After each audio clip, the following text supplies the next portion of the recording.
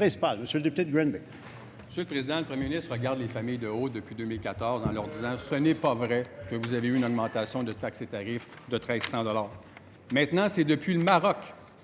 Le premier ministre dit que les agriculteurs, c'est les agriculteurs que le premier ministre regarde de haut en leur disant « On ne croit pas qu'il existe des augmentations aussi importantes.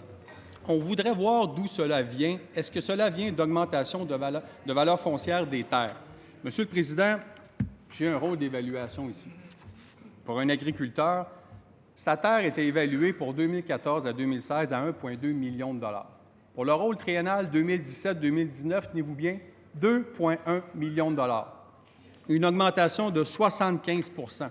Comment le ministre peut dire à cet agriculteur qui voit le programme de crédit taxe foncière diminuer que ce n'est pas vrai qu'il va payer plus de taxes? Monsieur le ministre de l'Agriculture. Monsieur le Président, strictement pour recadrer le débat pour le bénéfice du député de Granby, les modifications qui ont été annoncées dans le dernier budget du ministre des Finances font en sorte que le remboursement des taxes aux agriculteurs, qui s'élève cette année à 145,5 millions de dollars, va augmenter jusqu'à 168 millions de dollars dans les 3 prochaines années. Ce que l'on fait finalement, c'est que l'on enrichit ce programme. L'augmentation de ce programme, l'augmentation des crédits de ce programme est supérieure à l'augmentation ou au taux d'augmentation de l'ensemble des budgets du gouvernement du Québec. Première complémentaire, Monsieur le député de Granby. Monsieur le Président, ça m'a pris 5 minutes. Le premier ministre voulait des preuves. Ça m'a pris 5 minutes. J'ai d'autres preuves ici d'augmentation de taxes foncières de 70 %. Rôle d'évaluation qui a augmenté de 70 et de 75 %. Et j'ai un scénario d'impact ici qui est fait par le MAPAC qui dit que 83 % des agriculteurs vont voir leurs taxes foncières augmenter. Est-ce que le ministre de l'Agriculture nie cette information? Monsieur le ministre de l'Agriculture. Oui, Monsieur le Président, je vais tenter de simplifier les choses. On a une diminution de règlement puis une augmentation d'argent. Ça, c'est le premier principe.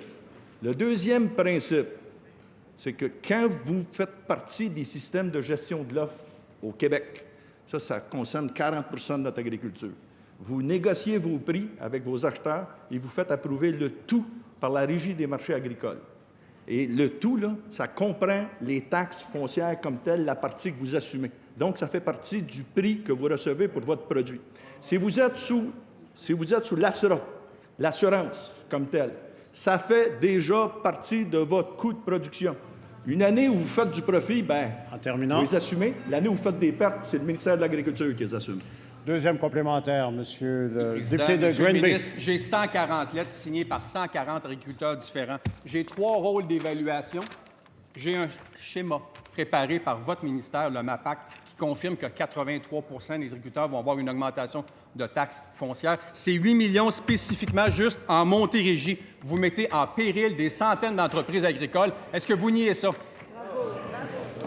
Est-ce que, s'il vous plaît, est-ce que vous avez l'intention de déposer ces documents? Avez-vous l'intention de déposer? Est-ce qu'il y a consentement de déposer des documents? Monsieur le ministre de l'Agriculture. La question, est-ce qu'on nie? Oui, on nie. Si on augmente les budgets de millions de dollars année après année, c'est parce qu'on est conscient qu'il y a une augmentation des rôles d'évaluation, sinon on ne les augmenterait pas. Et l'ensemble de ces argents-là vont faire en sorte que non seulement on va couvrir les augmentations, mais qu'il va y avoir 2500 nouveaux producteurs agricoles qui vont être éligibles. Et vous savez, Monsieur le Président, c'est qui ces producteurs agricoles-là? La relève. C'est la relève des jeunes, des petites fermes, des entités familiales. C'est ce à quoi la CAQ s'oppose. Nous, on est là pour les aider. Vous autres, vous êtes là pour leur nuire.